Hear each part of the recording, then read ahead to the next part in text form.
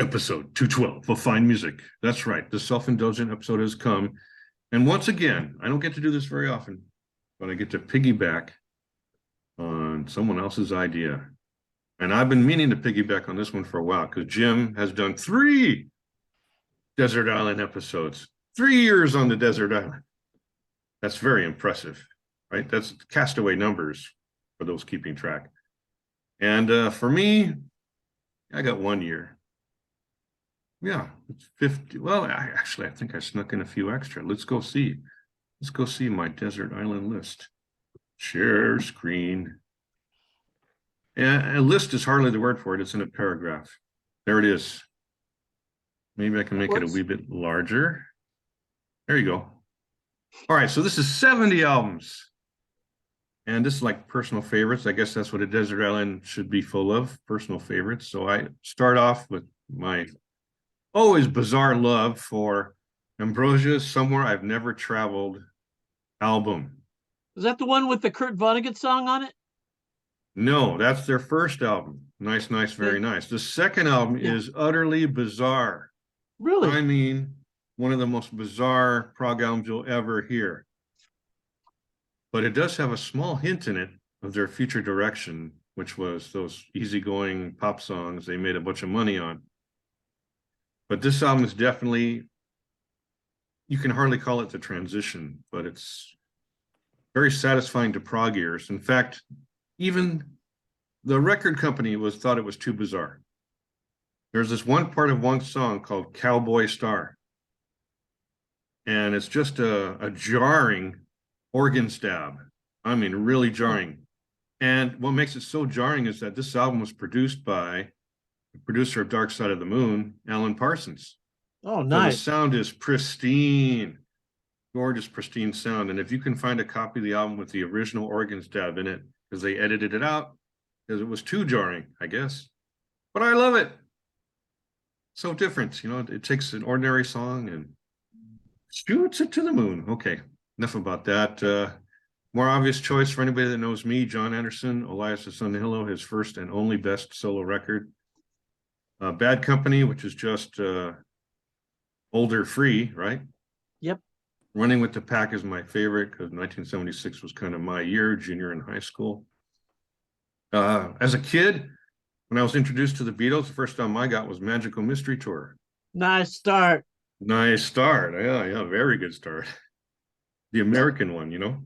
Yep. And White Album, of course, legendary. Abbey Road, you know, can't go wrong.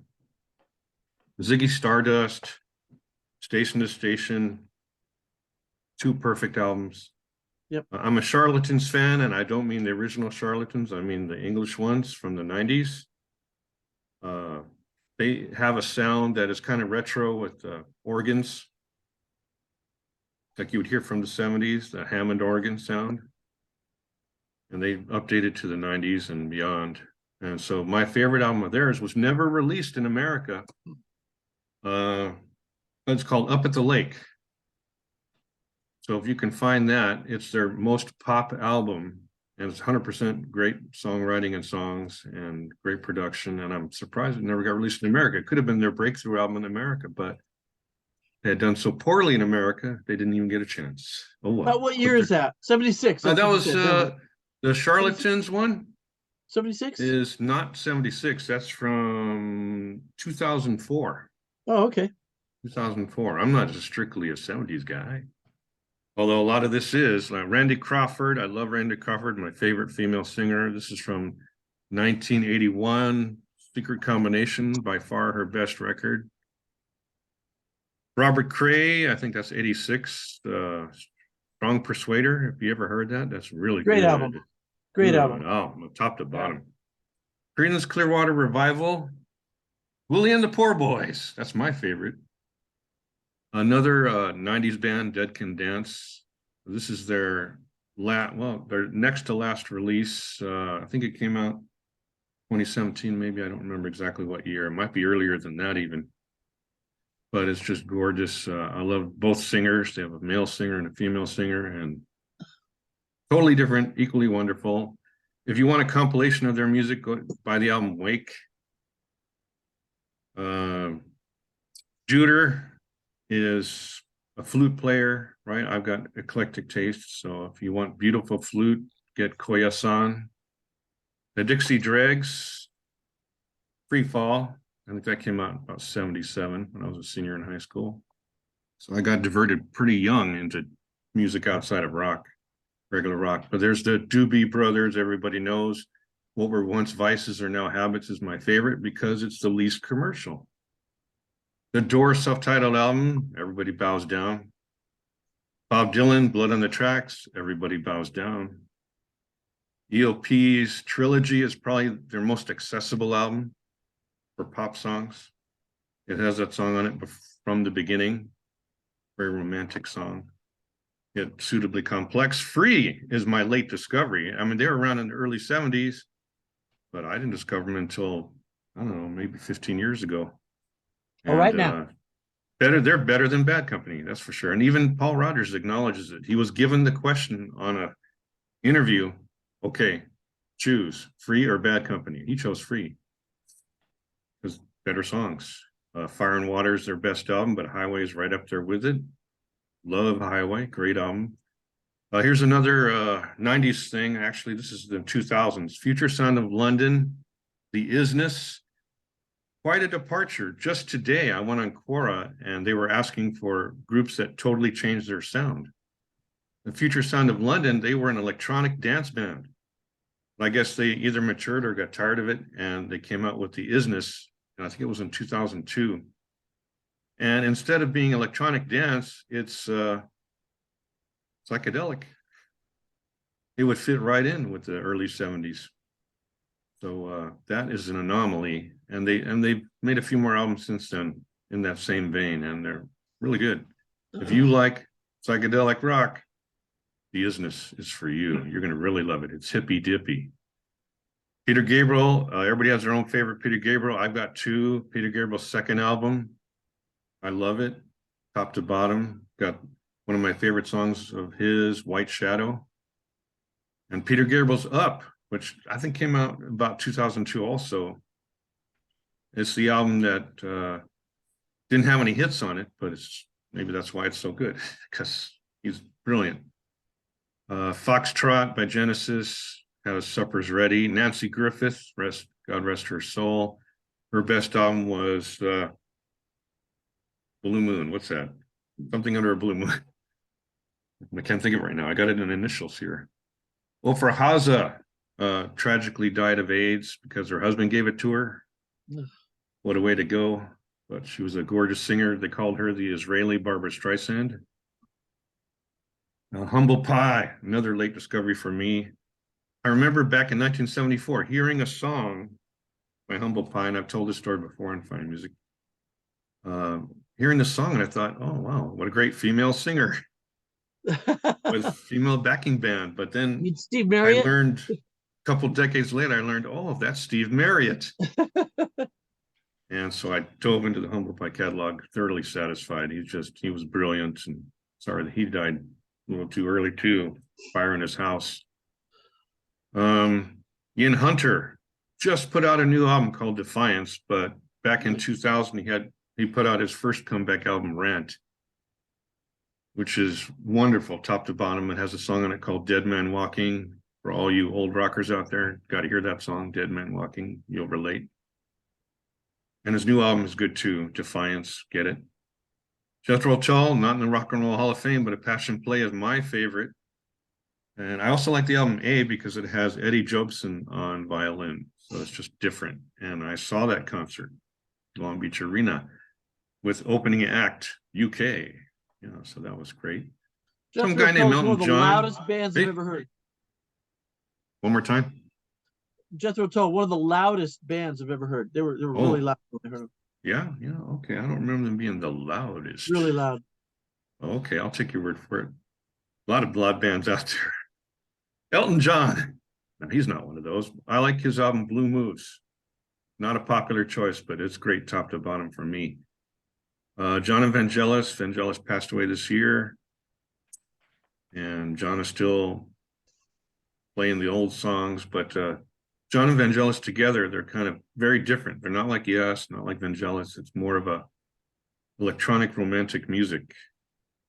And even today on Steve's Music Machine, I posted one of those songs, very gorgeous song called Chagall Duet. This album is called, what is it called? Friends of Mr. Cairo. Friends of Mr. Cairo. It's really different listening. It's like romantic and intelligent at the same time. Not too many albums qualify in both counts there. And Page of Life is kind of a continuation of that. Kraftwerk, I think everybody's heard of. They got in the Rock and Roll Hall of Fame. For me, their best albums are The Man Machine and Computer World. Talk about consistent, 100% great music. Some band called Led Zeppelin, Physical Graffiti, that's a no-brainer. John Lennon Imagine, come on. Jeff Lorber Fusion, not well known enough. Talk about probably one of the best smooth jazz groups I've ever heard. And they have an album called Water Sign, came out in my formative year, 1977, where I diverted away from rock as a senior in high school. Some guy named Paul McCartney had a good first record. They call it the origin of lo-fi music. Homespun. Moody Blues. Everybody talks about Days of Future Past, right? Nights in White Satin. But for me, my favorite is the album that came out after that in 1968, Search of the Lost Chord. And probably the best produced one is A Question of Balance, 1970. That's really their best recording in terms of audio. Mott the Hoople, Ian Hunter's original band. I liked them even before they had their breakthrough with the David Bowie song. All the Young Dudes. Mad Shadows is a great listen. If you like good songwriting, long introspective ballads, ballad's not the right word for it, but like a slow song. Gorgeous, absolutely gorgeous. And then Mott has all the singles. I just put up a Mike Oldfield video. He's famous for his instrumental albums, but actually I like his pop albums better because he does great collaborations. Discovery has other singers on it, and just well written, well produced. Everything's great. Sonically fantastic. Simon Phillips on the drums. Incredible drum recording. What's some band name? Queen? Yeah, that's a giveaway. A Night at the Opera, Pink Floyd, Dark Side of the Moon. Come on, I'm falling asleep here. Oh, but I'm on the same island with Jim. I just realized, Pink Floyd. We'd have a good time together listening to Animals. Oh, yeah. Did you ever see that show in concert, the Animals Yes, tour? I did. I'll tell you that quick story, too. This might be a long episode because I saw them at Anaheim Stadium, 1977, the Animals tour, right? Yeah. And what did I do? I brought my boom box with me. What? I brought my boom box with me. Did you record the guy there, let the cat out slowly. The guy at the gate says, why do you got that? I said, I just want to listen to it during intermission. And he let me in. Nice. And I recorded the whole show. Nice. Yeah. Cassette. What's left? Raphael is not well known. There's a Spanish singer named Raphael, but this is the guy who was raised by nuns in California and makes this ethereal music. I think it's called Music to Disappear Into. If you want something tranquil or something to perform massage by, that's the music for you. Happy Roads just did an incredible thing a couple weeks ago. Her number one fan has terminal cancer. And her number one fan lives in Kansas City, Missouri. And Happy Roads lives in upstate New York, just like that Murray Thomas guy. Yeah. And she trekked out there to do a concert for her, like her dying wish, right? Awesome. Playing the songs that her friend wanted to hear. Wow. Totally for free, didn't charge anybody, free show, just to fulfill that wish. What a wonderful thing to do. And so I really can't say enough. And she has a 3-octave voice too, very high, very low. Incredible songwriting. She's inspired by Kate Bush and David Bowie, and yes, and that's quite a combination. I think Stan Ridgway was on your list too, right? Dan You put Ridgway the is big always heat. going to be on my list. Yeah, Mosquitoes is just as good. Humorous too. Rolling Stones, yeah, I heard of that group. I like the album Black and Blue. Maybe it's because I was a junior. No, that was 1975. So I was a sophomore in high school. I heard Black and Blue, and that's the one that resonates with me, man. Not Exile on Main Street. Black and Blue. All right, let's finish off. Linda Ronstadt, obviously Heart Like a Wheel. Rush, Moving Pictures. I like Grace Under Pressure too. It's a little bit reggae. Simple Minds, my favorite album is Street Fighting Years. Not well known in America, but it was a worldwide hit. Not in America though. Got Belfast Child on it. Probably the most gorgeous song of the 1980s. Very touching song. Michael Stearns, for you new waivers out there, if you want to head to not a desert island, but if you want to go into space, this is the album for you, Encounter. It will take you there like no other album. Complete with sound effects, yeah. And Strange Cargo, very personal, wonderful memories for me. I went on tour with some friends in Arizona, and we stayed at a school superintendent's house. 3-story house. Those superintendents get paid well. Yeah. And she wasn't there. So we had the house to ourselves for a week. And so basically there were 3 of us. So each of us took a different floor. I had the basement with a hot tub. Oh yeah. So I had a good old time. And what did I do? I went to the local record store and for $1 picked up a copy of Hinterland, which is says it's by Strange Cargo, but it's really William Orbit. And that is just a great top to bottom. It was so good, Madonna hired him to produce her next album. It was called Ray of Light. Supertramp, everybody knows Crime of the Century. Sweet, I upset Murray Thomas by saying Sweet was just a bubblegum band. They were in the beginning when they were doing the Chin Chapman songs, but then they wanted to be a hard rock, you know, they wanted to be true to their Led Zeppelin souls, and so they started making hard rock, and their best hard rock album is Give Us a Wink. Got that hit single Action on it, but that's not even the best song on the album. 10cc, I think you might have heard of them. They're weird. Sheet Music is their best album in my opinion. A lot of people like Original Soundtrack, but Sheet Music is the best. The worst band in the world. Traffic. Great song. What's the name of that album? Go ahead, tell me. Traffic? John Barleycorn Must Die. I was, That's an early one. Figure it out. Yeah, but it's empty pages. Great album. Oh, yeah, top to bottom. Yep. UK opened for Jethro Tull back in 1980. That's where I learned about Danger Money. Their drummer was in Frank Zappa's band, Tony Bazzio. Did I catch any Zappa ears that way? Yep. That's right. Terry Bazzio. Terry Bazzio. There you go. Terry Bazzio. Sorry about that. And of course, his wife, Dale, they formed a little group. Had some pop hits.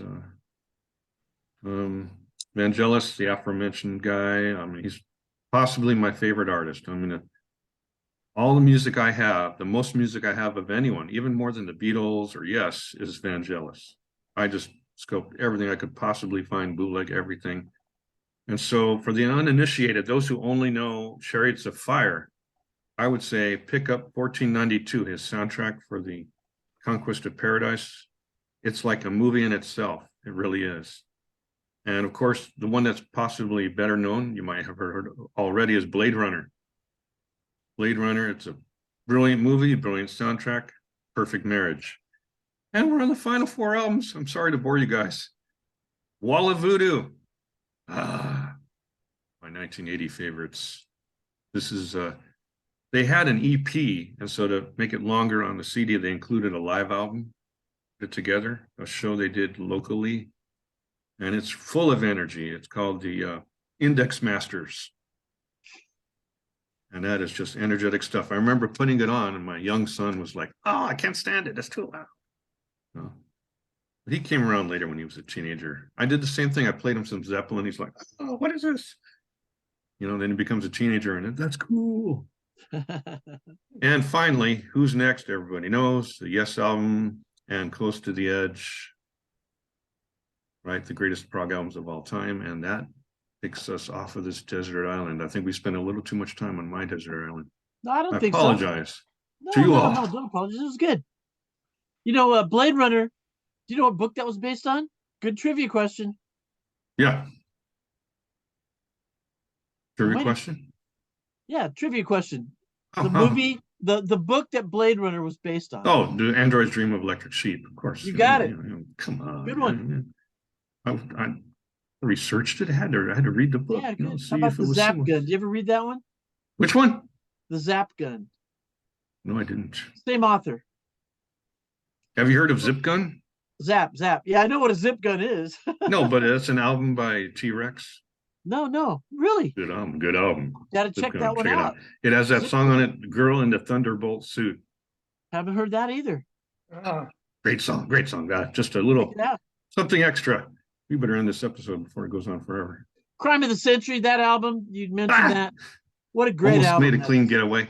Yes, Yep. it's another sonically great album. Great album. Perfect album, top to bottom. Yep. And when you're in high school in the mid 70s and you're school, you're sold. You're sold. Okay. End of episode.